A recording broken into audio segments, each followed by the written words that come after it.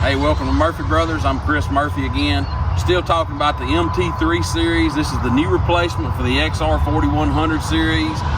This is a shuttle shift, the MT347 that I have here behind me. This machine is equipped with a loader and, of course, a backhoe as well. We'll talk about that in a little bit, but what I really want to show you is what differentiates the new MT347 shuttle from the old XR4100 shuttle.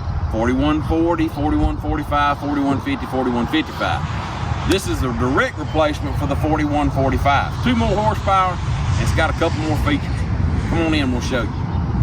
All right, folks, if you're familiar with the XR4100 series, you're familiar with the range. You had 4 ranges. It went 1, 2, neutral, 3, and 4.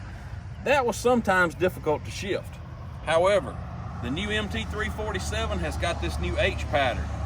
Much easier to shift. Now, this is still a non-synchronized shift, just like on anybody else's range. You still have to mash the clutch and mash it completely, and you should stop before you shift this. But so much easier to shift.